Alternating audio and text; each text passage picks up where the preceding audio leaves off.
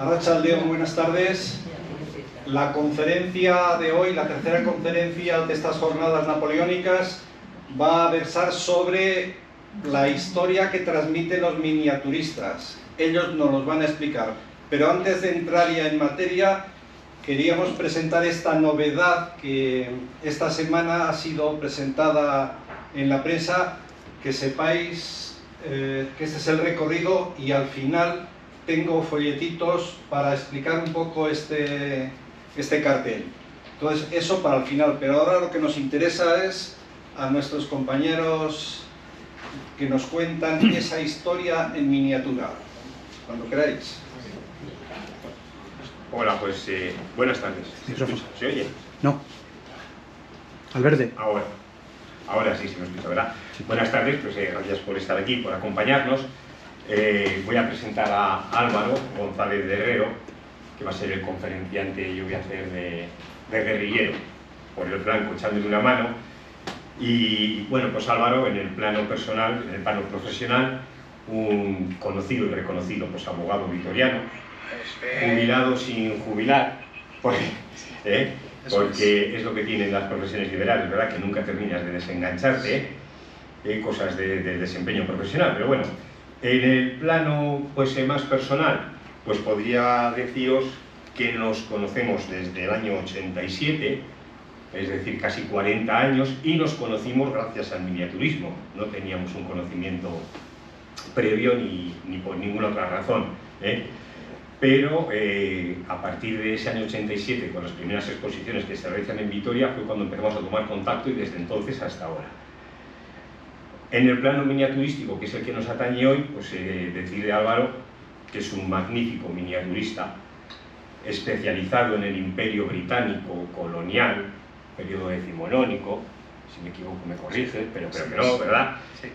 El tema de las guerras coloniales, las guerras indias, las guerras en África, las guerras carlistas ya en territorio nacional, la guerra de la independencia. Entonces, bueno, pues luego iremos viendo poco a poco cómo llegamos a ese conocimiento de la historia a través de nuestro hobby, de nuestra afición, que es la miniatura. De Álvaro, pues dentro de ese ámbito del miniaturismo, ¿qué decir? Pues que a mí personalmente me ha admirado siempre la capacidad que tiene, que ha tenido siempre para desarrollar escenas llenas de vida. Porque más allá de la típica imagen que podamos tener del soldado de plomo, pues estático, una peana que tenemos y todos hemos hecho y veremos después, Álvaro siempre ha conseguido en escenas muy pequeñitas, a escala muy pequeña además, pues, transmitir una sensación de vida, unas escenas que a mí es que me han llamado la atención siempre.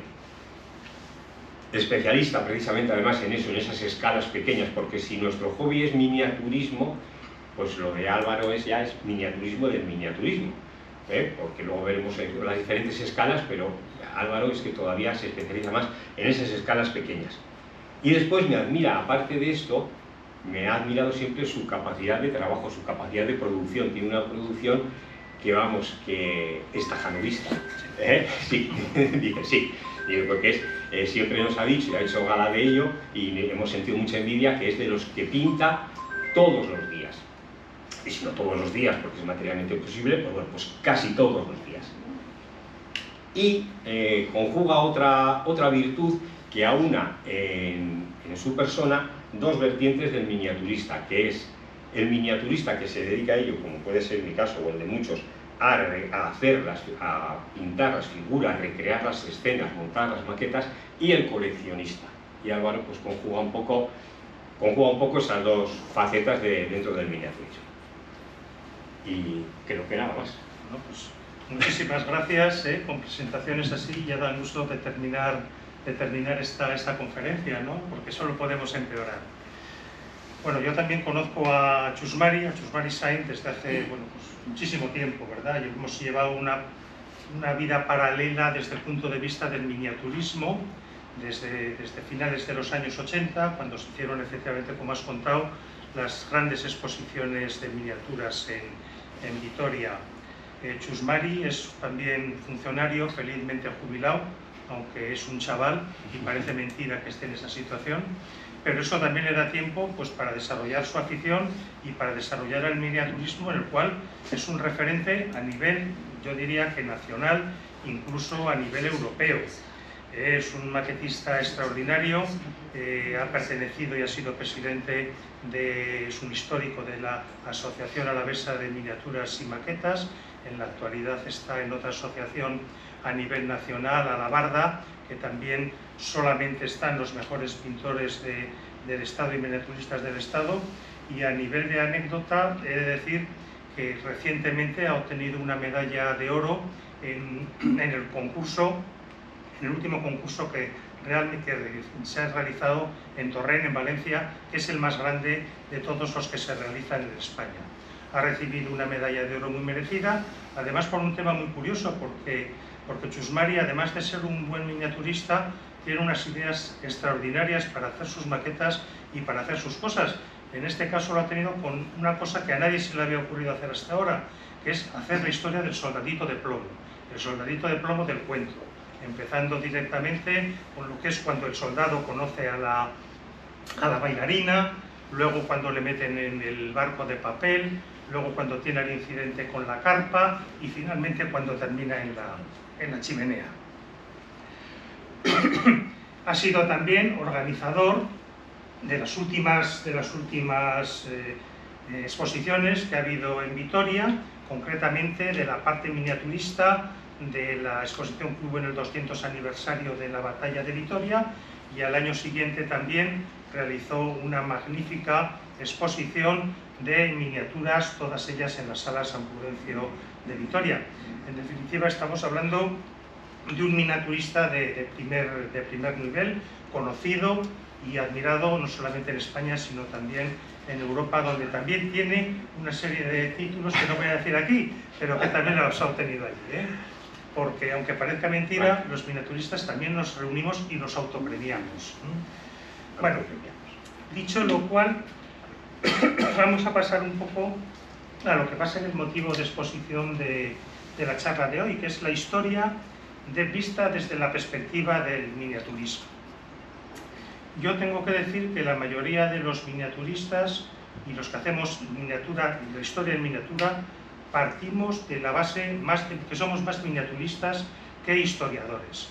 Nos gusta sobre todo pintar, nos gusta hacer escenas, y la historia es un poco la coartada que tenemos para hacerlo y para darle un contexto real a estas historias que intentamos contar. Por eso, esta exposición va a versar más sobre el tema miniaturista que sobre el tema histórico, aunque también es cierto que el tema histórico lo vamos a tocar, sobre todo referido a lo que es la Batalla de Vitoria, porque queremos que el miniaturismo histórico sea fiel reflejo de la realidad, sea fiel reflejo de lo que realmente ocurre. ¿Qué es lo que se pretende el miniaturismo histórico? Reflejar a escala una realidad, contar algo, una batalla, una herrería del siglo pasado, cualquier cosa que tenga referencia con la historia, plasmarla en 3 dimensiones. Porque habitualmente la historia siempre nos la cuentan pues, a través de los libros de texto, a través de los cuadros, a través de los recreadores que también nos hacen su historia, a través de los cómics, a través de lo que vimos la semana pasada con la excelente charla que nos dieron sobre los que hacen juegos de guerra. Lo que queremos hacer nosotros es contar la historia a través de 3 imágenes, de una imagen que simplifique. Por ejemplo, la Batalla de Vitoria, que es el tema que nos trae aquí, porque estamos celebrando estas semanas napoleónicas ya de tanta raigambre en estas fechas. En la Batalla de Vitoria, los libros de texto nos lo dicen, ¿no? Dicen claramente, todos muy parecido, como la Batalla de Vitoria empieza en el cubo, en el boquete de la Puebla. Tenemos los montes de Vitoria a la derecha, la Sierra de Morillas y la Sierra de Badalla a la izquierda, la llanada en medio, el río Zadorra. Todo esto nos lo cuentan y nos lo cuentan muy bien. En el miniaturismo lo que hacemos es hacerlo. Ahí tienen puesto en las imágenes lo que es la miniatura de la batalla de Vitoria entera. Esta miniatura es una batalla, esta batalla de Vitoria, que está en el Museo de la Armería, que fue restaurada no hace mucho por Víctor Sanz Irazu y por Emilio Larreina, y en ella se refleja, sin tener que escribir nada, la altura de los montes, la situación de los pueblos, la localización de los ríos, bueno, absolutamente todo de lo que es la batalla. Es decir, que con un simple vistazo podemos acceder a todo lo que es la batalla, incluso en este caso tiene hasta luces para poder determinar y para poder ver los avances y de las tropas o cuando retroceden las mismas. Esto es un poco lo que nosotros pretendemos hacer y lo que hacemos directamente con nuestras cosas que hacemos. Esta es una maqueta muy grande, una maqueta de las que no se pueden tener en casa, pero que sí se pueden tener en el museo y que es significativa. Bueno, yo sobre esto quería apuntar, claro, que esta maqueta que vemos aquí es una maqueta dentro del miniaturismo, pues eso, de máximos, porque es una maqueta, no es lo que hacemos habitualmente este tipo de trabajos. Estaría más cerca incluso de un planteamiento de los compañeros que estuvieron la semana pasada con el tema de War Games, porque se ve una proyección completa de la batalla, la disposición de las tropas y todo ese tipo de cosas, y lo que nosotros hacemos es algo mucho más pequeño, no a escala, sino también a escala de que lo que recreamos es una figura, dos figuras, tres figuras, en una viñeta, una escena, no toda la batalla. Bajamos al plano, pues igual más humano. En vez de ver la batalla a gran escala, vemos la batalla desde el plano del soldado que estaba en ese punto X, tal o cual. Es lo que intentamos hacer y es lo que nos lleva a la historia. Pero lo veremos después. Avanzamos. Bien. Tenemos aquí una imagen que la reconocemos todos, el monumento a la batalla de Vitoria. El monumento a la batalla de Vitoria, pero con una característica, que es que si nos fijamos, pues vemos que todas las figuras están hechas, están a color, están coloreadas, no están en piedra como está en la realidad de la Plaza de la Virgen Blanca. Bueno, pues esto lo que hay que empezar diciendo es que es obra del difunto pues, Emilio Larreina, al cual hay que reconocer, y no nos cansaremos de reconocer a cada oportunidad que tengamos, la labor que hizo por la difusión de la batalla de Vitoria y la labor que hizo, no sé si fue primero su amor por la batalla o su amor por el miniaturismo, pero finalmente terminó tocando los dos frentes, desde el ámbito histórico la batalla de Vitoria y desde el ámbito miniaturista nosotros lo conocimos pues posiblemente cuando nos conocimos, allá pues eso lo que he dicho, año 86, 87, fue el impulsor de la Asociación Alavesa de Miniaturas y Maquetas, durante muchos años presidente, incluso cuando no era presidente para todos los que le sucedimos a posteriori, para nosotros seguía siendo el referente para cualquier cosa, y bueno, pues esta es una de sus obras, pues no sé si cumbres, pero bueno, yo creo que sí, porque esto, entonces, está la escala de esta maqueta, de este monumento, para que se puedan hacer una idea, las figuras que están ahí representadas, pues son figuras que vienen a medir aproximadamente 54 milímetros, es decir, 5 centímetros y medio la figura de uno de los soldados de pie, erguido. Entonces, para que se hagan una idea de la escala que tiene. Pero Emilio se empeñó en que quería recrear el monumento, pero con los colores de los uniformes, recreando las unidades que ahí estaban. Y eso nos lleva precisamente a nuestro primer acercamiento a la historia, porque nuestro acercamiento a la historia se realiza desde ahí. No hacemos un acercamiento académico, como ha dicho antes Álvaro, hacemos un acercamiento mucho más superficial, pero nos preocupa recrear y que lo que hacemos, lo que mostramos, se intente ajustar lo máximo posible a la realidad. Entonces, aquí Emilio tuvo que tomarse dos trabajos. El primero, identificar las unidades que estaban representadas en el monumento, y una vez identificadas las unidades, saber qué uniformes llevaban, para saber cómo los tenía que pintar. Porque no sería de recibo pues, pintar al Highlander que está ahí en una esquina, pues con la guerrera que no fuese del color rojo, o con los ribetes, las bocamangas y del cuello, con el color que no se correspondiera con su regimiento concreto. Porque para eso luego somos muy tiquismiquis los miniaturistas, que lo vemos y decimos, no puede ser, ese regimiento no estuvo. Y el otro problema con el que se encontró Emilio es que, claro, dices, bueno, muy bien, yo quiero recrear el monumento a la batalla de Vitoria, vale, genial, pero ¿y de dónde saco las figuras? Porque nuestro primer recurso de todo miniaturista es tirar de figuras comerciales, figuras que se venden, que pues, compramos la figura, el kit, lo preparamos, lo pintamos y ya está, y a lo sumo hacemos alguna pequeña adaptación. Pero es que aquí Emilio se tuvo que trabajar pues absolutamente todas las figuras, no modelarlas por completo, pero sí transformaciones muy profundas. Emilio, en este momento, además, todavía, cuando se realizó este monumento, esta maqueta, la inmensa mayoría de las piezas de las figuras que se veían todavía eran de metal, el típico soldadito de plomo, que de plomo cada vez tenía menos, lógicamente, por el componente tóxico que tiene ese material, ¿verdad? Pero bueno, que siempre lo hemos llamado el soldado de plomo, las figuras de plomo.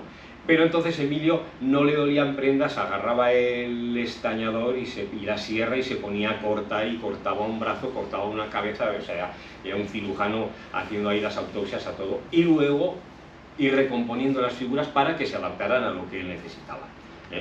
Entonces, esta maqueta sirve un poco de acercamiento para esas dos facetas. El acercamiento a la historia, la investigación que es a lo que nos lleva, para poder situar, bueno, en este caso no porque es el monumento, pero situarlo en el momento que queremos situar esas piezas, que sean reales, que pueda ser real, la uniformología, el estudio, que sea también correcto, y la transformación, en este caso, profunda de esas piezas. Y, desde luego, como pues, el reconocimiento a Emilio. Sí, que efectivamente le echamos de menos, y él sería seguramente la persona más idónea para estar hablando aquí, ¿no? Porque se reunía con su condición de gran miniaturista con el ser uno de los mayores conocedores de la batalla de Vitoria, ¿no? El libro que tiene escrito sobre este tema describe la batalla perfectamente desde primera hora hasta última hora, localizando absolutamente todas las acciones que hubo dentro de la batalla. En esta excursión que queremos hacer y en base a la batalla de Vitoria, vamos a empezar con los personajes que intervinieron en la misma, los más importantes. Hemos querido poner el primero al general Álava. ¿Por qué le hemos puesto el primero? Le hemos puesto el primero fundamentalmente, bueno, pues porque es de Vitoria, claro, y en eso da un plus, pero sobre todo también y básicamente porque es la importancia que realizó, la importancia que tuvo dentro de la batalla de Vitoria es grande porque impidió que las tropas aliadas, precisamente con las que él estaba luchando, entrasen en la ciudad, cerrándolo y evitando de esta manera el saqueo.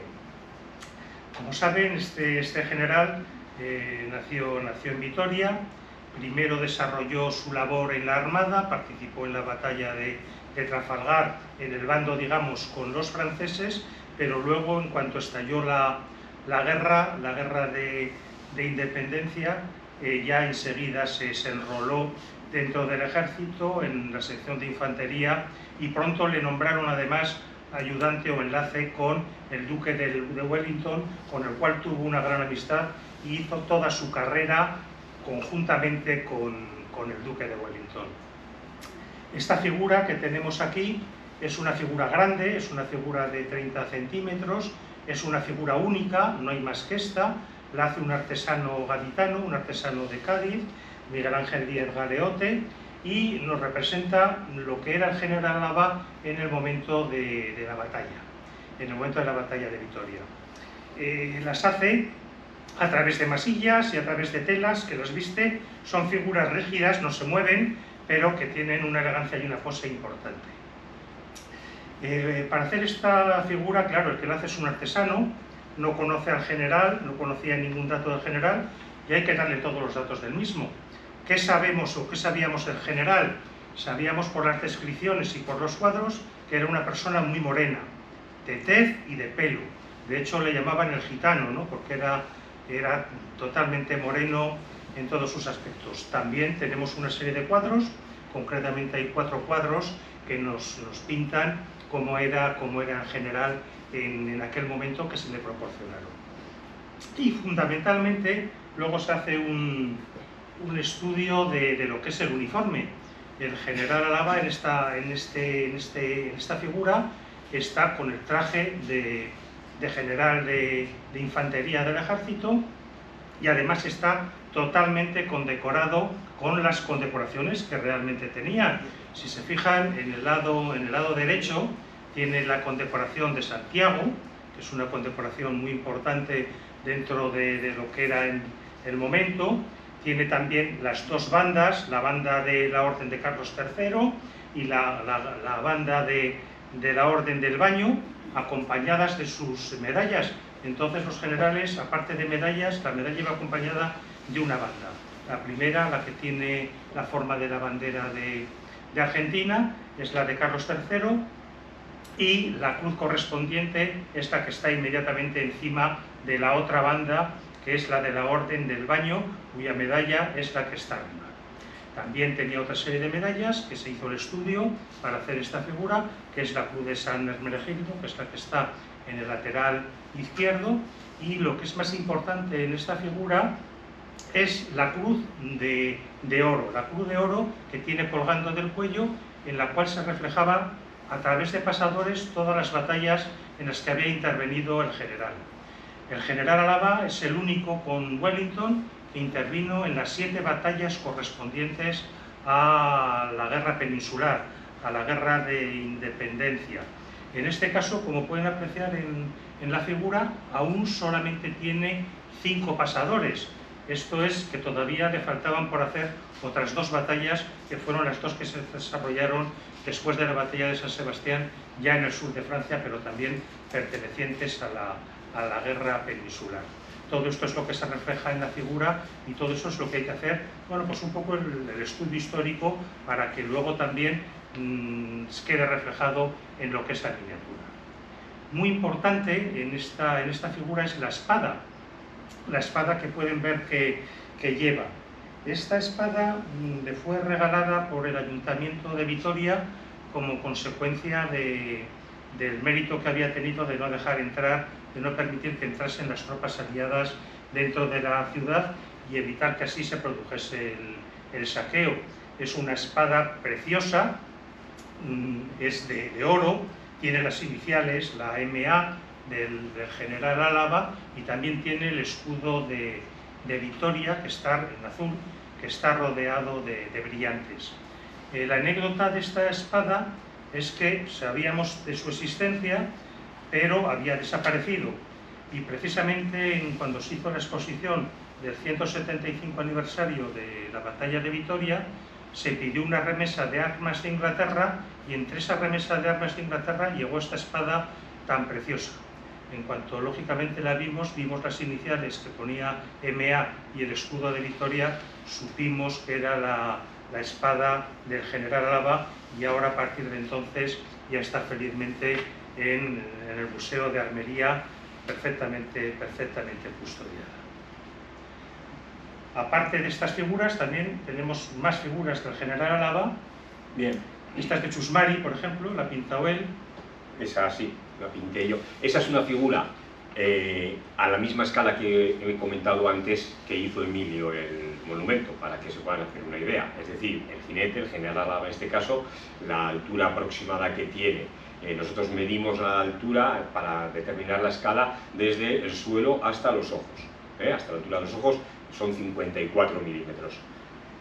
Es una figura del general Álava a caballo que se realizó como figura conmemorativa para esa exposición que se hizo en el año 88 con motivo del 175 aniversario de la batalla. Se encargó pues, por parte de la colaboración entre la Asociación Alavesa de Miniaturas y Maquetas y la Caja Vital a un fabricante, un artesano madrileño, Fernando Martín Beneito, y pues nos hizo esa figura, pues una figura elegante, con ese porte. A mí me recuerda un poco a la pose que tiene en el monumento a la batalla de Vitoria, pero bueno, la mano del bicornio la tiene un poco más alzada y aquí la tiene más baja, pero una figura muy bonita. Yo creo que está más guapo aquí que lo que era el general, en realidad, pero lo que nos lleva, dos cosas. Intentar recrear, lo que decíamos antes, intentar recrear un momento. Bueno, pues yo qué quise hacer aquí, de hecho, pues en la peana en la plana del título, es la batalla, la ciudad salvada, creo recordar. La quise representar pues en un Vitoria, en cualquier calle de nuestro casco histórico, posiblemente, pues igual me decía ayer Álvaro cuando hablábamos, ¿no? Pues dirigiéndose a visitar a su Loreto, o esperando a recibir el agradecimiento del pueblo vitoriano, bueno, pues por haber conseguido cerrar la ciudad para evitar el saqueo por parte de las tropas vencedoras, que es lo que tenían aquel tipo de acciones, que ganabas la batalla, pero luego las ciudades se veían sujetas a ese tipo de acciones. Desde el punto de vista de miniaturístico, bueno, pues es una figura que está pintada al óleo, diferentes técnicas para pintar, la pintura con acrílicos, la pintura con óleos, la pintura con esmaltes ya la vamos a dejar en el cajón porque eso ya lo abandonamos hace ya muchos años, felizmente, pero todos estuvimos durante muchos años pintando con acrílicos porque lo que se llamó la escuela española, hablo de los años 80, finales de los 80, los 90, pues con Fernando Martín Benito, que nos hizo esta figura, de hecho, con José Manuel Moreno, Jesús Gamarra, bueno, una serie de pintores españoles que se dedicaron a pintar con acrílico, porque lo suyo, sobre todo en Francia, en estos países, era pintar todo con óleo, y desarrollaron esa escuela española. Durante muchos años estuvimos pintando con acrílico y después hemos vuelto al óleo, algunos hemos vuelto al óleo y está pintada con óleo. Esta figura tiene una característica especial, más que característica, problema, que se le caían, que se caían todas, no se sujetaba ni una, es lo que tiene el peso del metal. Esta figura originalmente viene con las dos patas delanteras levantadas, entonces de entrada, o sea, sujeto el caballo con las dos patas traseras, de entrada la figura se sujetaba preciosa, muy bien, pero vamos, era cuestión de tiempo, de poco tiempo, y más cuando le añadías al peso la pintura, que aunque sea poco, le añade algo, todas terminaban haciendo catalán. Feliz por ahí que sabe, mira y lo sabe bien. Entonces hubo que retocar todas las figuras, bueno, cada uno la suya, lo que teníamos, pero si queríamos pintar aquella figura había que retocarla porque si no era cuestión de tiempo que se terminara cayendo. De hecho, esta estuvo durmiendo el sueño de los justos en el cajón de las miniaturas olvidadas, pues 25 años, porque he dicho que se realizó para el 175 y la pinté para el 200. ¿Sí? Pero bueno, creo que eso es un mal común de los miniaturistas, de todos los modelistas. Vale, pues avanzamos y aquí tenemos otra figura, también conmemorativa, pero del 200 aniversario. La anterior era del 175, para el 200 aniversario hicimos esta figura, un busto, una figura plana. Es otra modalidad dentro del miniaturismo. Lo que hemos visto hasta ahora y lo que hacemos normalmente, habitualmente, son figuras de bulto, es decir, que tienen en sus tres dimensiones, pero hay otra modalidad que son las figuras planas o de semibulto, porque tienen algo de relieve, que es el caso de esta, tienen algo de relieve que a los pintores un poco mediocres o que no se nos da bien lo de las pinturas, lo de las figuras planas, nos ayuda a recrear luego con la pintura, porque la figura plana, luego veremos, a mí me resulta complicadísimo. Entonces, bueno, pues este fue un encargo que le hicimos también a otro modelista de Madrid, que nos realizara esta figura con motivo del 200 aniversario, y bien, bueno, pues está sacada la imagen pues del mismo cuadro en el que Álvaro se basó para la figura que acabamos de ver anteriormente de Galeote. De hecho, pues el uniforme que vemos al general es el mismo, con las condecoraciones y demás. Una figura que puede tener de altura de lo que vemos ahí, pues no sé, 6-7 centímetros, y ahí es donde nos metemos a trabajar.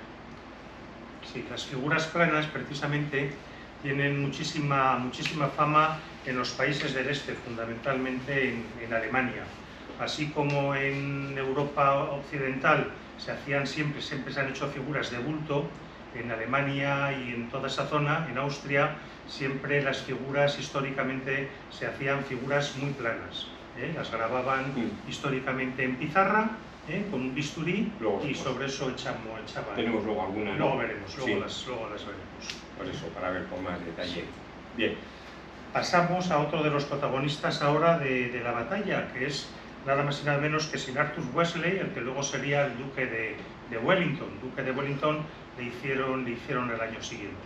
también la figura, es una figura única, se caracteriza por llevar el uniforme de infantería, de general de infantería inglés, y bueno, pues a resaltar que llevaba el bastón de mando que tenía el capitán general de las tropas inglesas, porque realmente es el que mandaba a todas las tropas aliadas que intervinieron en la batalla de Vitoria.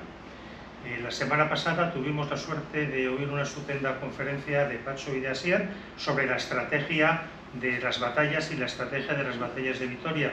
Pues bien, este general era un estratega bueno, pues muy bueno para la época y realmente marcó una época dentro de lo que fue las batallas militares, cómo cambió todo lo que eran las ordenanzas y cómo cambió todo lo que era la organización a la hora de plantar batalla.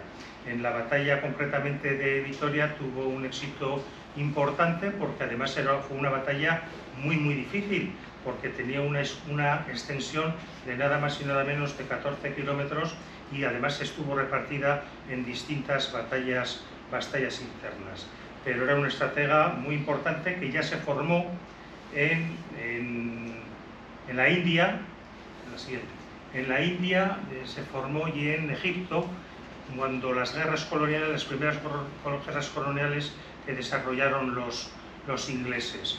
En esta imagen podemos ver unas figuras que son de 70, 80 centímetros. Milímetros, perdón. No se nos hagan la idea de que sí, son gigantes. Son 80 milímetros y representa pues, un momento de una batalla en la India del general Wellington con un ayudante que tenía entonces. Las figuras son unas figuras de una marca inglesa. Hay figuras que se hacen, ya hemos visto antes que Emilio hacía las figuras, estas son tal cual salen de la caja, entonces la labor de investigación es mínima, solo hay que pintarlas y solo hay que comprobar que los datos que tienen, las instrucciones que vienen en la caja, sean más o menos reales. El mérito de esto es solamente desempolvarlas y ponerse a pintar. Esto, a diferencia de la que ha explicado antes Chus, está pintada con acrílicos y está pintada con un instrumento diabólico también, que es el aerógrafo. Las primeras capas se dan con un aerógrafo para que los colores queden más matizados. Aquí bueno, pues luego hay que hacer un poquito el terreno con hierbas que también se compran o se recogen del monte y se pintan adecuadamente para dar la entonación de estas figuras. Pero yo, es que Álvaro es que es tan modesto el hombre. Esta viñeta son dos figuras simples que yo no te la conocía, y cuando ayer vi la foto digo, pues me parece preciosa. Esos rojos, claro, lo vemos un poco más desde el punto de vista igual artístico, ¿no? De los colores, cómo están conseguidos esos rojos. La escena que representa, pues sí, viene de caja, pero es que me parece preciosa. Pero luego dice, va, las hierbas, hay que hacer el terreno. Tiene esa habilidad, ese don para recrear el terreno con 4 piedritas, con 4 hierbas, y esto es una cosa pequeña, pero en alguna otra que veremos, alguna imagen que veremos un poco más grande, es que se va a ver perfectamente la habilidad que le reconozco y que no es halago gratuito, que es así. Bueno, y luego ya la caligrafía, para poner eso ya, a mí eso ya sí que me tiene perdido, o sea, por poder escribir eso así con el pincel. Vale, seguimos. Bueno, pues nuestro Longa, nuestro Francisco de Longa, otro personaje conocido de los personajes importantes dentro del desarrollo de la batalla de Vitoria, vizcaíno de Mayavia, bueno, un poco la historia pues yo creo que conocemos todos, vizcaíno de Mayavia, que se viene por amor a la Puebla de Arganzón, se casa con la hija del herrero, allí cuando estalla la guerra de independencia, la invasión francesa, se va con los guerrilleros, y en la batalla de Vitoria pues va a tener un papel importante, aunque secundario a nivel de lo que podemos considerar la batalla en sí, porque no participa de forma directa en la misma, pero a nivel táctico sí tiene una importancia muy notable, porque desde la víspera sabemos que va por toda la sierra de Morillas, es decir, por todo el ala izquierda del frente de la batalla, para poder cortar a los franceses la retirada por el camino de Durango, lo cual pues obliga a los franceses a tener que tomar sí o sí la salida del Camino Real con el consiguiente pues, desastre del convoy y demás. Aquí, la figura que vemos aquí vuelve a ser otra de esas figuras magníficas y únicas. Cuando decimos únicas, eso es que son únicas de este artesano gaditano, de Galeote, que pues son figuras de unos 30 centímetros. Lo vemos representado con el uniforme de húsares de Iberia, teniente coronel de esa unidad, que en la batalla de Vitoria era con la unidad con la que participó, y lo vemos, claro, y los húsares, nosotros los miniaturistas históricos, pues tenemos una querencia por ese tipo de uniformes así tan vistosos, tan chulos, tan llamativos, pero claro, pero luego nos dan muchos quebraderos de cabeza, porque pintar luego todo eso tiene su aquel, luego tiene su aquel, y con la edad y el pulso y la vista, pues cada vez se nos complica más, pero bueno, hacemos lo que podemos, pero son uniformes muy llamativos, que impactan a la vista, pero que, bueno, que tienen su trabajo, trabajo de hilar muy fino, con la pintura, y bueno, y hago mías las palabras de la herramienta diabólica que es el aerógrafo para nosotros, para los compañeros maquetistas, no porque la manejan con una fluidez asombrosa cuando van a pintar un carro de combate o van a pintar un avión, pero para los figureros, como decimos nosotros, para casi todos, es una herramienta del demonio, Así es, así es. Esta es la misma imagen, ¿verdad? Más cerca. Realmente también está basada en un cuadro, ¿verdad? Sí. De la época. Es que sorprende eso, la calidad de esa cara. O sea, parece mentira que esté hecha con masilla, con esos brillos, ese tono que tiene la piel. Vamos.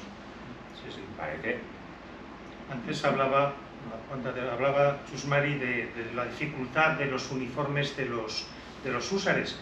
Y es verdad, supone muchísima dificultad, sobre todo porque llevaban muchísimos alamares y luego esa chaquetilla que llevaban siempre colgado en el lado izquierdo del cuerpo. Esta chaquetilla tenía una serie de finalidades, no solamente que fuese el uniforme más bonito, que realmente en aquella época eran bastante chuletas a la hora de vestir, pero también tenía la finalidad de evitar el frío. Cuando hacía frío, pues como aquí en Vitoria cuando llevamos la chaqueta siempre por si acaso nos hace frío, ellos también se lo quitaban del hombro y se la ponían. Y además tenía una finalidad defensiva porque al tener y al ser de piel, descubría los ataques que podrían tener de ese lado izquierdo. Claro, ellos iban a caballo con el sable en la mano derecha y la gente que le venía de las derechas más o menos la podía esquivar o defenderse con el sable. Pero de los enemigos que podrían venir desde el lado izquierdo, esta prenda les servía para que cualquier sablazo que les podían dar pues quedase amortiguado por la piel que tenía esta chaqueta. Y nos vamos ya al otro bando, al bando francés. Hasta ahora todos eran aliados, ahora nos vamos ya con los franceses. Al rey, concretamente a José I, no le hemos puesto porque la trascendencia que tuvo en la batalla de Vitoria fue prácticamente nula. Estaba, pero desde luego de tácticas militares no sabía nada. El que realmente sabía de estas cosas era su general, el mariscal Juan Bautista Jourdan. Jourdan era un militar que inició su carrera en las guerras de independencia americana, desde la que marchó de Francia, bueno, pues para luchar con el bando entonces de los sublevados. Luego volvió, hizo todas las guerras de la Revolución y Napoleón le asignó directamente ya para que asesorase a su hermano José. Ya se lo asignó para cuando fueron y cuando estuvieron en Nápoles, y cuando fue rey de Nápoles José I, y cuando vinieron a España se lo trajo. Era un militar de la plena confianza de Napoleón, precisamente hasta la batalla de Vitoria, en la cual después de perderla pues ya lo relegó totalmente. Esta figura es una figura también de 54 milímetros, es de la marca Le Cimier, es una marca francesa que ya no existe, es una marca que tenía distintos talladores, distintos artistas que que hacían las figuras. Este no es el mejor de los que tenían, pero no hay otra figura que nos represente a Juan Bautista Jourdan como esta figura de Cimier. Yo cuando iba a preparar esta charla me fui a donde tengo los generales de Napoleón y a buscar al general Jourdan, y curiosamente, y no sé por qué, no lo tenía. Pues igual se quedó en alguna exposición, se quedó traspapelado o se perdió en el fragor de la batalla, por lo que he tenido que recabar esta figura de un querido amigo, Fernando González de la Peña, que ha tenido la amabilidad de sacarnos esta foto para que podamos ver a Jourdan de manera real. Jourdan, en la batalla de Vitoria, podemos decir que tuvo muy mala suerte. Primero porque los aliados eran más, y aunque las fuerzas de artillería estaban niveladas, tuvo un problema importante el día anterior a la batalla. Jourdan sufría de fiebres de Malta y el día de la batalla precisamente tuvo una crisis de fiebre, con lo cual no pudo preparar los hechos de la batalla, mientras que los aliados sí que lo pudieron hacer, ¿no? Morillo ya estaba en las puertas ahí para salir lanzado, para conquistar la llanada y los primeros montes de Vitoria y luego la llanada. También Francisco de Longa estaba en el otro lado izquierdo para cortar, como ha dicho Chusmari, el camino de Francia por Durango, pero este mariscal Jourdan no pudo preparar esta batalla, con lo cual se vio desbordado por el ímpetu de las fuerzas que venían del ejército de Andalucía. Finalmente, este general, que fue apartado ya de Napoleón, aunque luego volvió para la batalla de Waterloo, nunca tuvo ya el predicamento de Napoleón, y sin embargo, cuando falleció como director de los Inválidos en París, y está precisamente enterrado también en los Inválidos, donde también está Napoleón Bonaparte. Bueno, vemos una viñeta compuesta por esas dos figuras ingleses. Nosotros ya vemos un uniforme rojo, pues ingleses, vemos un uniforme azul, franceses. Pintada por otro modelista, por otro pintor de figuras vitoriano, Pachivacas, que no ha podido estar aquí con nosotros, y la escala pues ya es un poquito mayor que lo que hemos visto hasta ahora, que eran 54 milímetros. 54 milímetros ha sido la escala estándar, la escala, ¿no?, clásica, pues, para coleccionismo y para pintores, para todo, durante muchos años. Pero ya de unos años para acá yo creo que, no sé, me da por pensar que yo creo que viendo que los aficionados nos vamos haciendo mayores y la vista cada vez peor, pues nos van haciendo cosas un poquito más grandes. Y estas figuras ya la escala son 75 milímetros, que vendría a ser la escala 1,24. 75 milímetros la figura del sargento que está en la parte de atrás, porque el de adelante es un niño, es un tambor. Los tambores se diferenciaban con el color del uniforme. Vemos que es totalmente diferente. La infantería era de color azul, esos tambores llevaban ese color amarillo, un uniforme muchísimo más vistoso, y habitualmente eran niños, pero vamos, niños. Y hay que resaltar, pues, me recordaba ayer Álvaro, pues el comportamiento heroico o temerario, es lo que tiene la infancia, la niñez, el desconocimiento de lo que te puede venir, que eran en batalla, o sea, que no eran tambores niños que se echaban atrás, que no, que estaban en primera línea, que querían estar ahí, y en Waterloo, de hecho, pues se dieron la cara los niños tambores de una manera pues notable. Esta viñeta, de hecho, pues está, bueno, no se puede leer la peana, pero está ambientada, o ha querido ambientarse, pues en Quatre-Bras.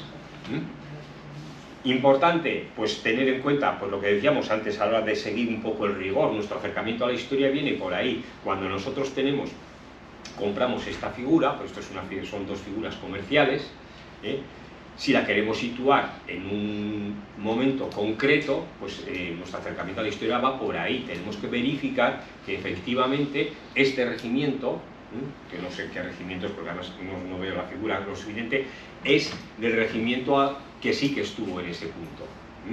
Los ingleses, el regimiento se identificaba por los colores de los cuellos, las bocamangas y las vueltas, cada uno era de un color, entonces no puedes pintar esas bocamangas, esos distintivos de un color verde que se corresponde con el regimiento X y luego querer pretender plantearlo en la batalla de no sé dónde, que ese regimiento no estuvo.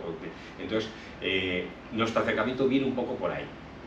Querer situar, porque los podríamos limitar a simplemente pintar las figuras y poner el sargento de infantería inglesa y tambor, pero pues la curiosidad nos pica, el interés por conocer un poco las cosas nos lleva a profundizar y a querer decir, no, pues he leído sobre Quatre-Bas, he leído sobre Waterloo, he leído sobre la batalla de Vitoria, yo el libro de Emilio de la batalla de Vitoria lo he repasado de arriba abajo, con lo bueno que es además que nos va por horas dando y los mapas para saber qué regimiento estuvo en cada en cada punto. Pues cuando he querido hacer algo sobre la batalla de Vitoria, me lo cojo, me lo vuelvo a leer y lo sitúo. Digo, a ver, me apetece hacer y quiero hacer este regimiento en Gamarra, una pequeña viñeta que hice de Robinson, de la brigada de Robinson, en los ataques en Gamarra. Digo, vale, pero tengo que ver que efectivamente, ese es nuestro acercamiento a la historia. Y para ese acercamiento a la historia, quería haberlo comentado antes, pero bueno, se me ha pasado y lo comento ahora, que cómo llegamos los miniaturistas a la historia, a profundizar un poco. Yo suelo decir que hay un dicho motero que es que hay dos tipos de motoristas, los que se han caído y los que se van a caer. Es que además esto lo digo siempre, hay dos tipos de motoristas, los que se han caído y los que se van a caer. Pues yo digo, hay dos tipos de miniaturistas, los que han llegado a la historia y los que van a terminar llegando.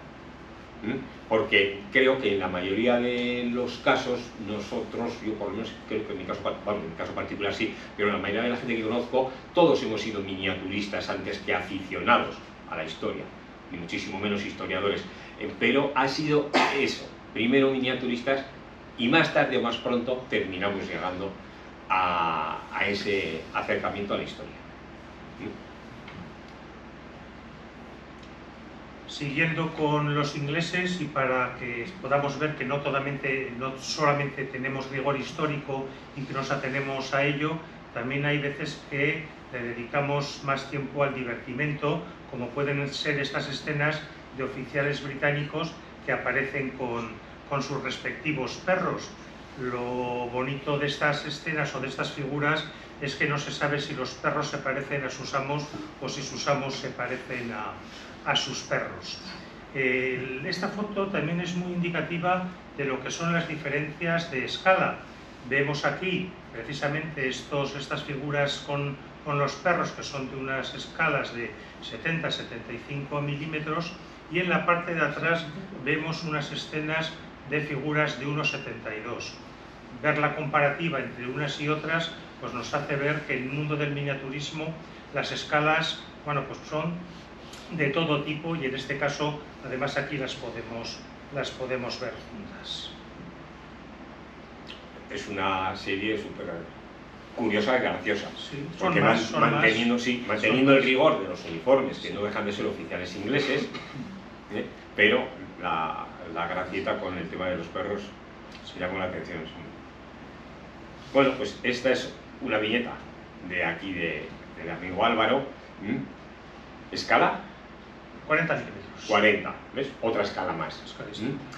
Una escala intermedia, la llamada escala española. Si no me equivoco, 40 milímetros, la escala española. A mí es una escala que cada vez me gusta más porque te permite recrear con más soltura, mejor, escenas que las escalas más pequeñas, de las que Álvaro es tan amigo, escalas en 28 milímetros, es decir, no llega a 3 centímetros, o incluso más pequeñas en 1,72, que son apenas 2 centímetros o poquito más, 1,72, te permite estas figuras de 40 que se vean un poco más, te permite trabajar un poco más en la pintura, sin irnos a esas otras escalas ya de 54 o de 75, que ya el trabajo de pintura tiene que ser más extenso, más minucioso.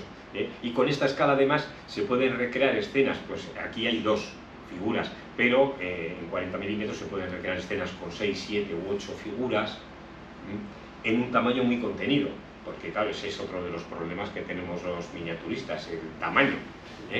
Yo de hecho, yo creo que yo terminé con las figuras pues por una cuestión de tamaño, porque yo, como casi todos, empezamos cuando éramos jóvenes, pues con 14 años o con 15, montando tanques, carros de combate, aviones, pero claro, aquello era grande, vehículos, coches, entonces, aquello era grande.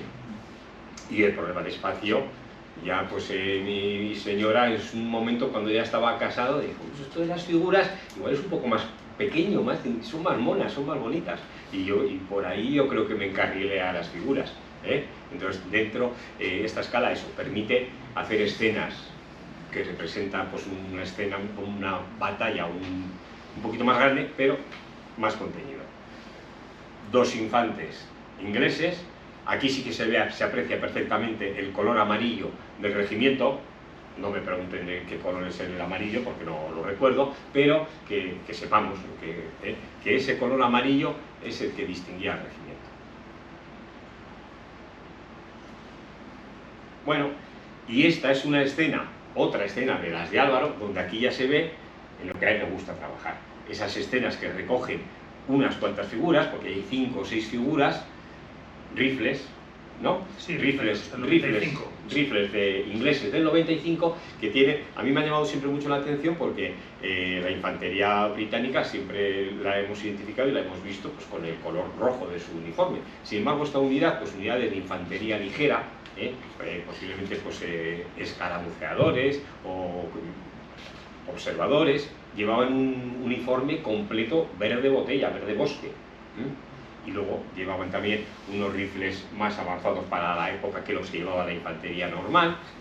Pero bueno, yéndonos al tema del miniaturismo, pues vuelve a ser una escena en la que contenida de tamaño, porque estas figuras, esto es 1,72. 1,72, es decir, figuras de 2 centímetros aproximadamente, pues se consigue meter pues esa vaguada, ese cañón, con los rifleros que están pues vadeando, puede ser un pequeño río, o parecer, el oficial por arriba, y la característica de Álvaro, de nuevo, para recrear los paisajes, la vegetación. Vale. Sí, aquí hay que decir de todas formas que, aunque la gente considera lo contrario, las figuras, cuanto más pequeñas son, más fáciles son de pintar. Las figuras grandes se pintan con mucha mayor dificultad porque los errores se ven mucho más. En estas figuras pequeñas cualquier error de pintura pasa desapercibido porque es tan pequeño que prácticamente no se nota. Entonces, además de ocupar menos espacio, bueno, yo creo que son más fáciles de pintar que las grandes. Bueno, no solo que sean más fáciles, es que la técnica es completamente diferente. No es la técnica a la hora de abordar una figura de 2 centímetros de detalle que puedes recrear, y porque se va a ver, no es la misma que una figura en 70 milímetros, que el detalle se ve muchísimo más. Entonces ahí tiene que ser más minuciosa. También ingleses, sí. Y estas figuras tienen una característica muy especial, que son figuras de Lavalle. Lavalle es una marca de figuras históricas del País Vasco, concretamente de San Sebastián. El diseñador de las mismas y el dueño de la empresa fue Ramón Lavalle, político conocido que durante la transición fue alcalde de San Sebastián, creador de la radiotelevisión vasca, también fue consejero de Cultura y también es conocido porque diseñó el uniforme de la China. Entre su actividad política y su actividad profesional desarrolló este tipo de figuras que para mí desde luego tienen una importancia fundamental, porque yo creo que tanto Chus como yo empezamos a pintar figuras con esta marca de Ramón Lavalle. Son figuras distintas, son figuras igual más estilizadas, y hay auténticos coleccionistas que solamente quieren estas figuras por sus características especiales. Y además son muy especiales por el tiempo que se hicieron, años 70, años 80, que supusieron un cambio drástico en lo que es el mundo de la figura. Hasta esos años la figura era toy, juguetes de niños o juguetes de niños que al final coleccionaban los adultos y que hacían grandes formaciones de todos los ejércitos y que tenían en sus casas, y que si hacía falta se tiraban en el suelo a jugar aunque tuviesen el traje puesto. Este tipo de figuras ya eran figuras mucho más importantes, mucho mejor hechas, con mucho mejor diseño y con una pintura muy buena.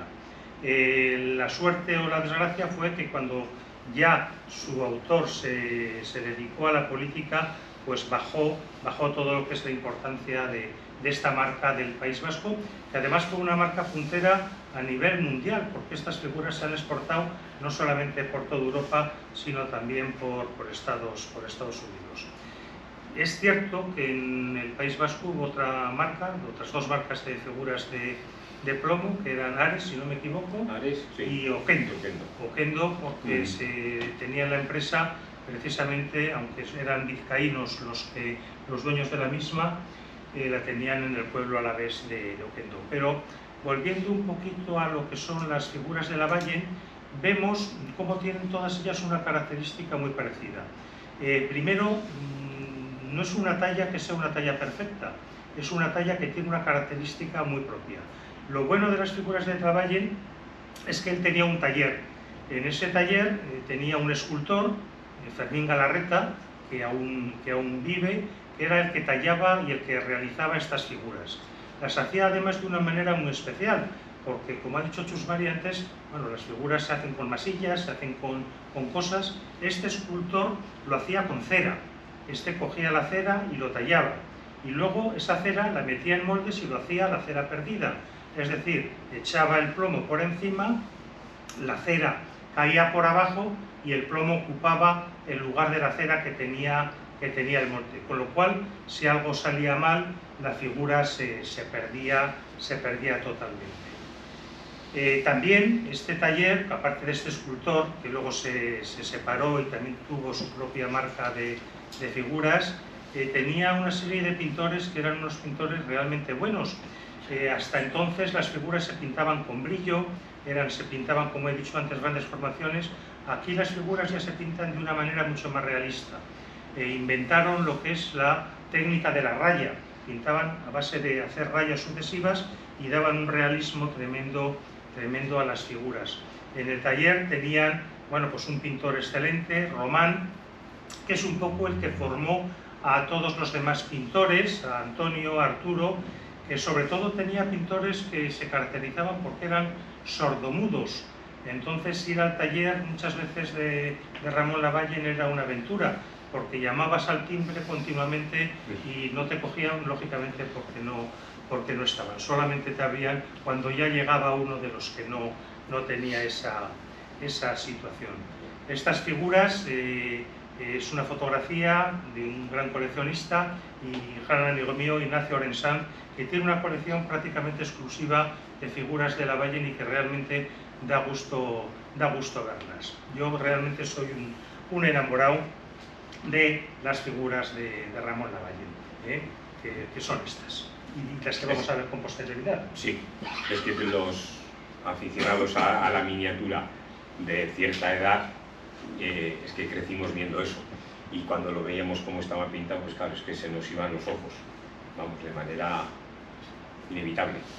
Es que es un referente para todos, sí. Bueno, aquí tenemos otras tres figuras que vuelven a ser, los anteriores eran ingleses, estos son tropas españolas, también vuelven a ser tres figuras de Lavallen, características, como ha dicho Álvaro, perfectamente reconocibles para los que nos gustan estas cosas. La figura del centro con esa bandera espectacular, pintada a mano alzada, porque ahí no está grabado nada. Ahora hay veces que cuando compramos alguna bandera, si para los torpes tenemos suerte, viene grabada y nos permite, porque es una guía para poder pintar. Pero los buenos pintores no quieren eso.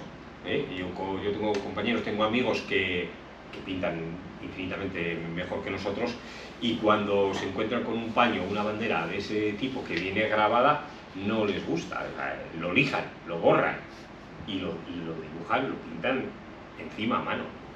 Yo, si no, eso es imposible para mí. Bueno, pues yo creo que esa es una tropa del Marqués de la Romana, ¿no? Posiblemente la expedición a Dinamarca, que es un uniforme verde, sí, muy característico, pero volvemos a ver figuras de este clásico de don Ramón Lavallen, que fue todo un referente, una faceta desconocida, él conocido como político, pero esta faceta desconocida y que él le tenía mucho cariño, todo esto.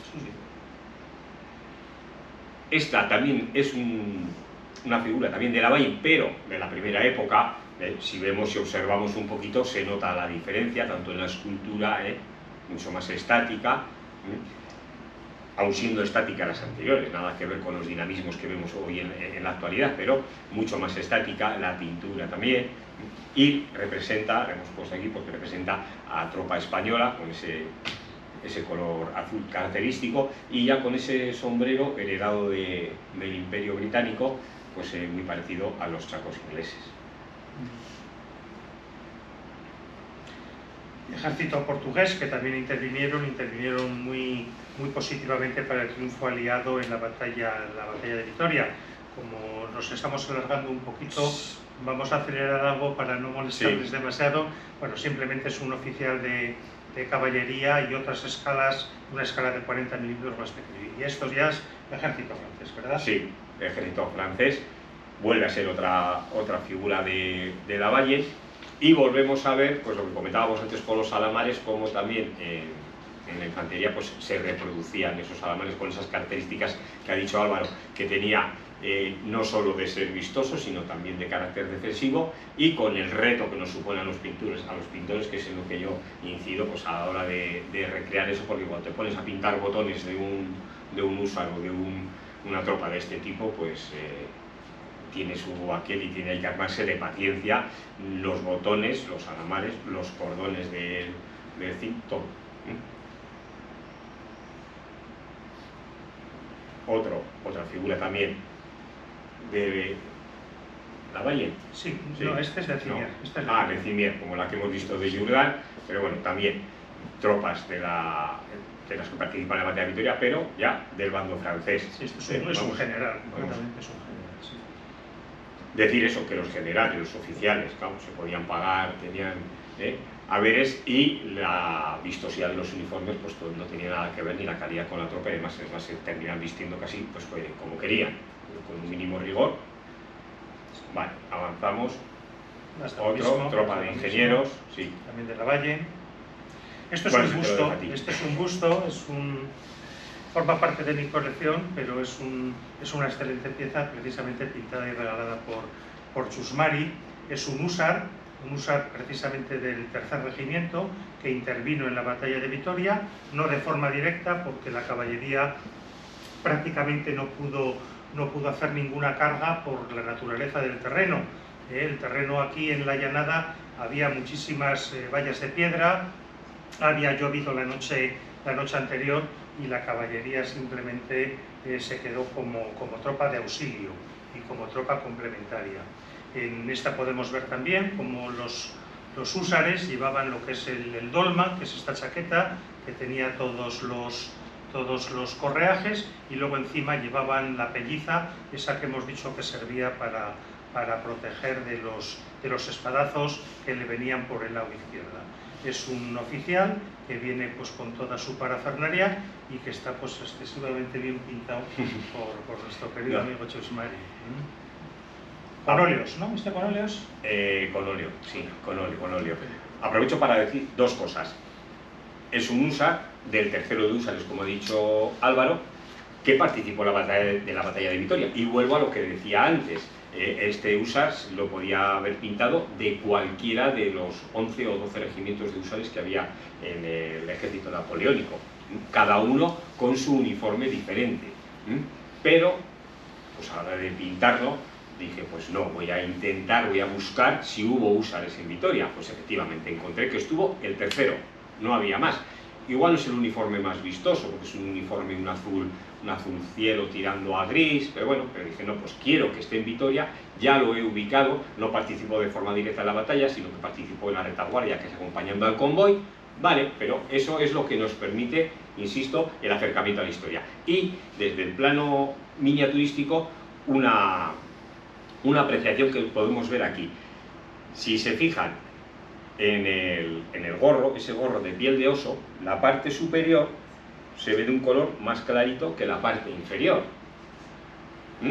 Eso no es efecto que puede ser de la fotografía, de la luz, es un efecto buscado a la hora de pintar la figura, que es lo que llamamos iluminación cenital. Nosotros, la mayor parte de las veces cuando pintamos una figura, simulamos, queremos reflejar una iluminación cenital, como si el sol estuviera a las 12, o ligeramente hacia un lado o ligeramente hacia el otro, pero claro, eso lo tenemos que reflejar ¿cómo? No le vamos a poner un foco al lado para que se reflejen las luces y las sombras, lo reflejamos con la pintura. Entonces ahí, en ese gorro, en esa piel de oso, sí que se aprecia, en la piel de oso, en la piel de aquí de la pelliza también, se aprecia más clara la zona que está más alta, incluso en la pelliza está más clara que la zona del dolma en el resto de la prenda. Entonces eso es técnica que utilizamos, y en este caso iluminación cenital. ¿Vale?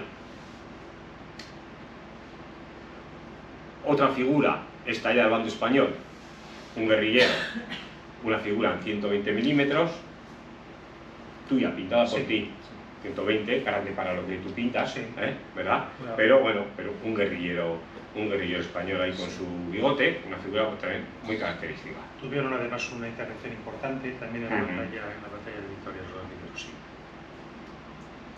Pasamos un poco ya para poner punto final a las tropas, a la caballería. Esta caballería concretamente es del regimiento Vitoria, es de fecha un pelín posterior a la batalla de Vitoria y tiene la característica de que esta figura está realizada a través de un programa de ordenador.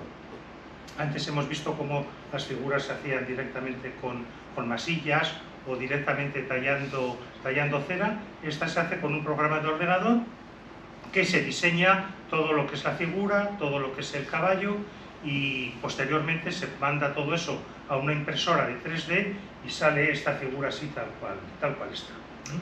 Las nuevas tecnologías, sí, que es lo que está llegando y que cada vez se están imponiendo más, cada vez hay más, incluso modelistas tradicionales, escultores que han modelado tradicionalmente a mano con masilla, pues claro, tienen ese hábito y ese conocimiento de las anatomías y de las arrugas y todo eso, se están pasando muchos de ellos al 3D para desarrollarlo por ordenador. Y esta concretamente es de Jonger en Navarrena, aunque también hay que decir que Chus también hace unas maravillas directas con programas de ordenador o figuras que ya vienen en el programa realizado. Pero cosas mucho más sencillas. Sí, no, esto es modelar la figura completa, pero a través de ordenador, tanto esta como esta del regimiento Vitoria. Otra figura a caballo, también del regimiento Vitoria. Aquí teníamos dos regimientos, el regimiento Álava y el regimiento Vitoria, que según pasaba el tiempo se iban sustituyendo el nombre uno por otro.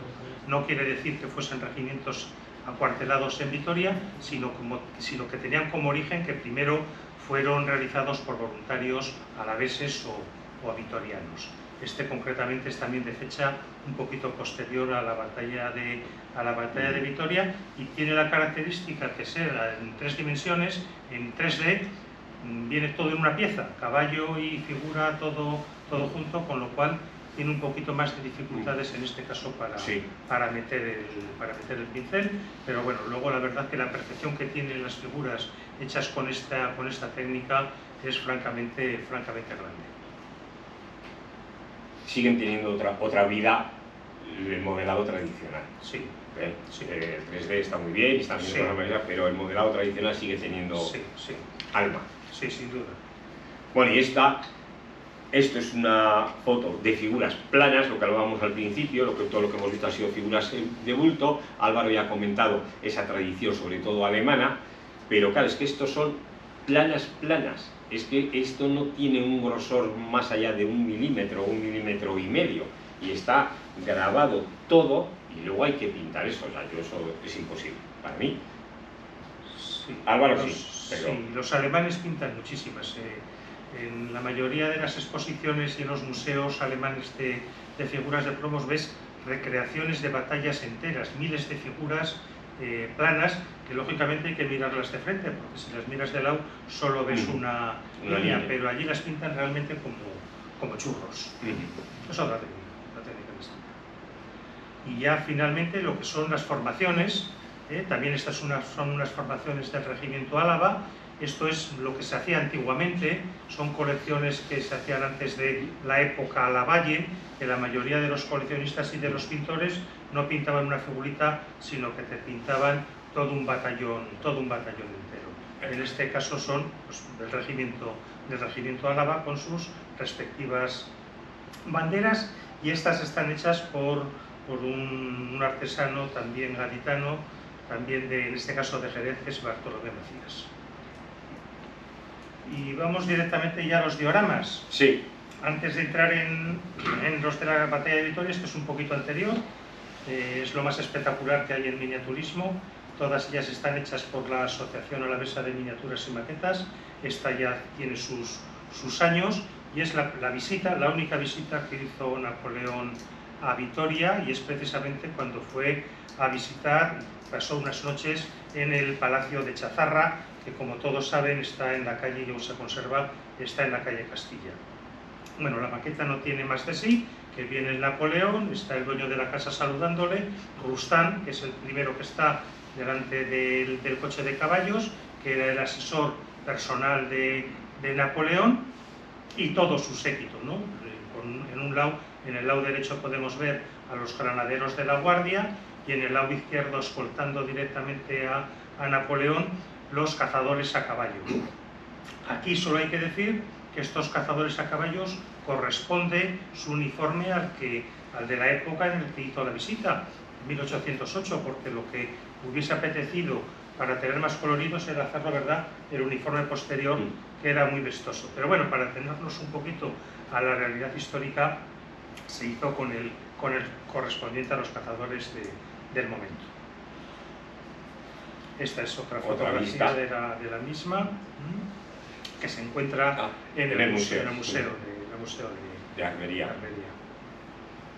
Y también en el Museo de Armería, esta parte de la batalla de Vitoria, el famoso puente de Momario, el cruce de Zadorra, con el aldeano que estaba cruzando, guiando a las tropas aliadas, indicándoles que ese puente estaba desguarnecido, o José Ortiz de Zárate, que pues, le voló la cabeza una bala de cañón, y que se pudo averiguar el nombre del pobre hombre pues, a través de los archivos eclesiásticos y demás, al comprobar las personas que habían fallecido después, bueno, en esa día, los registros que había en la iglesia.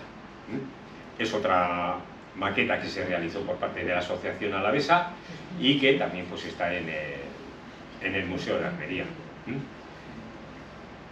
Y otra vista de esta maqueta, pues sí.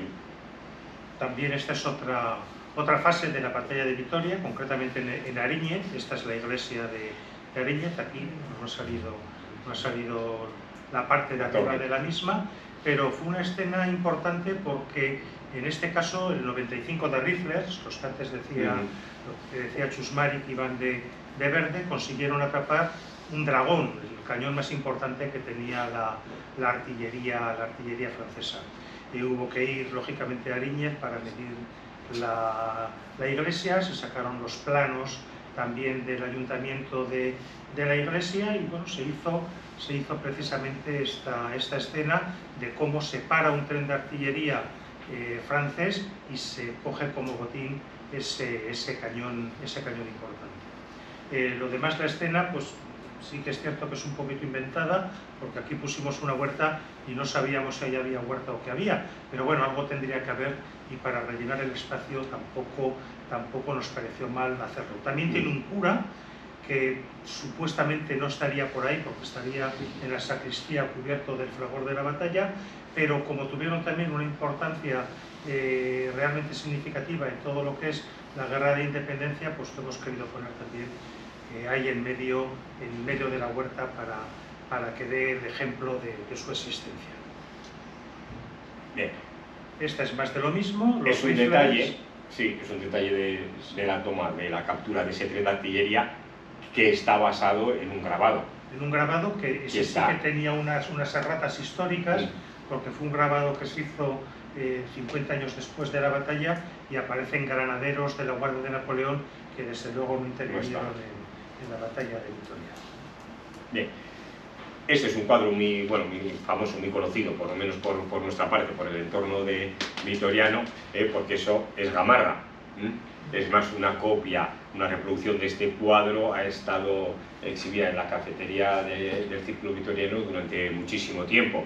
Entonces, con motivo del 200 aniversario de la batalla, se realizó por parte de la Asociación Alavesa el diorama anterior que hemos visto en Ariñez, y se realizó, basándonos en este cuadro, pues este otro diorama que representa pues, el edificio, la iglesia de Gamarra, y como las tropas, vamos, las luchas, las continuas luchas, porque ahí se intercambiaron las posiciones varias veces, hasta 4 ocasiones, yo creo, entre franceses e ingleses, dentro del pueblo de Gamarra, que es lo que reflejaba esto, y que es muy curioso que todavía hoy vas a Gamarra y ves la toma de la foto y está igual.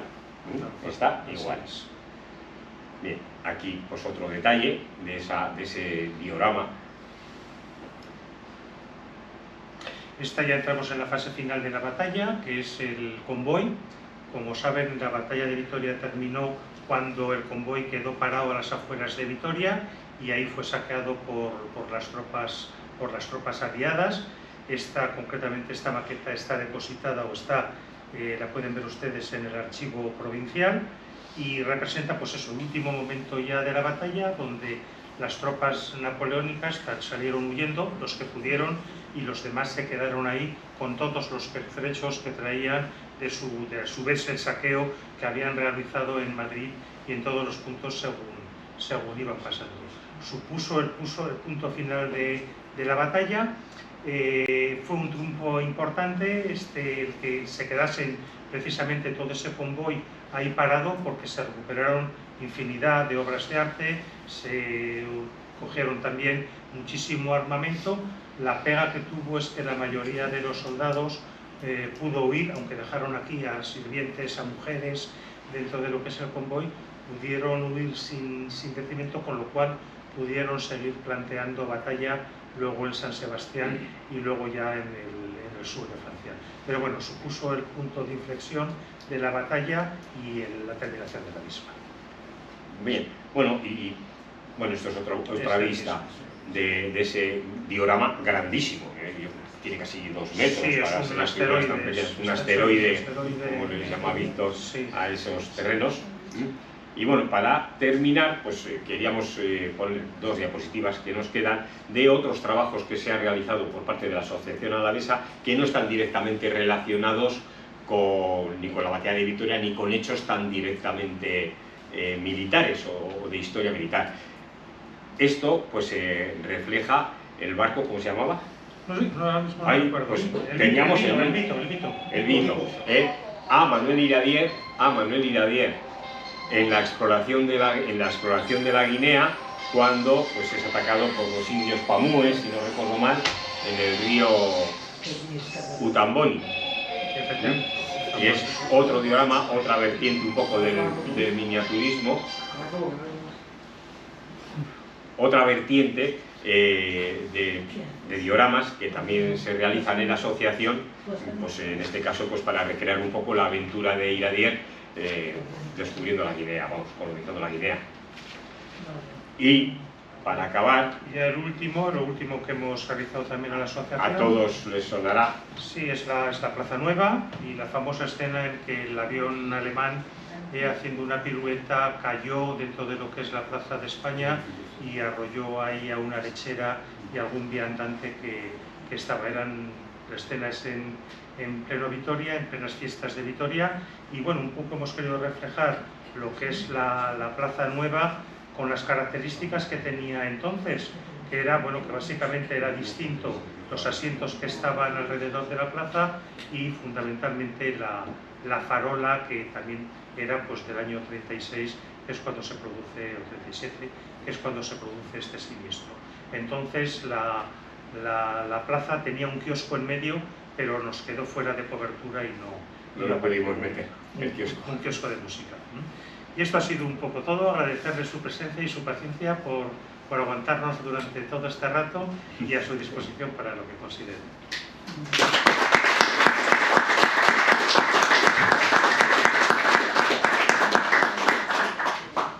muy interesante, muchas gracias. De todo lo que hemos visto, con lo importante que son todas las figuras, pero a mí estas últimas son las más llamativas, las que ves escenas, que es lo, bueno, que quizá gusta más para el público, igual para los especialistas no. Bueno, alguna idea que ha quedado en el tintero, mientras alguno vaya pensando, sí. ¿Dónde podemos ver estas esferas últimas que han salido? Las de Gamarra y demás, pues en el local de la Asociación Alavesa, que está en Zapatería, el número no recuerdo, pero vamos, 106, es el 106, pero bueno, si decimos para los que son de Vitoria, al final de Zapatería, enfrente del abuelo de toda la vida, o donde estaba Rótulos Viñaspre, es al lado de Rótulos Viñaspre, ahí está el local de la Asociación Alavesa, y allí, aparte de ver estos últimos dioramas que hemos visto de Gamarra, de Ariñez, de Villadier, y este de la Plaza Nueva, pues se reúne la asociación y pueden resolver cualquier duda o cualquier interés que pueda haber. También en el museo están los puentes, ¿no? Sí, las primeras anteriores que hemos visto, la del puente de Momario, la de la visita de Napoleón y la original, la con la que hemos empezado, está en el Museo de Armenias. El problema del museo es que, como es pequeño, ya no caben más maquetas, sobre todo en la parte de arriba, y por eso la mayoría de las últimas que se han realizado ahora están en la sede de la asociación, porque ya no tienen mucha cabida en física dentro del museo. Es una pena, sí, Sí, no sea más. sí. Quizá con un dato que nos ha dicho que el convoy, que las afueras de Vitoria fue el coche de José Bonaparte, sí. Posiblemente este fin de semana salga en la prensa donde dejó José, el rey José I, donde dejó su coche abandonado. Es entre Arcaute y Larraza, la zona que hay una cuestecita donde está la academia.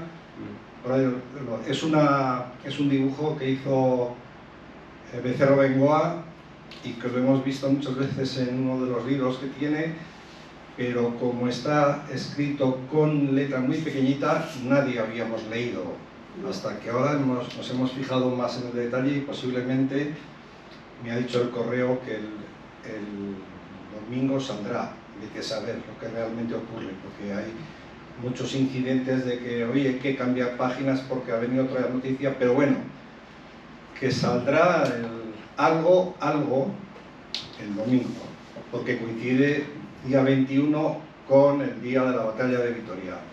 A ver si es cierto. Pues ahí hay otro diorama para hacer. Perfecto. Está. Ya te pasaré por parte de la Asociación Alabarda.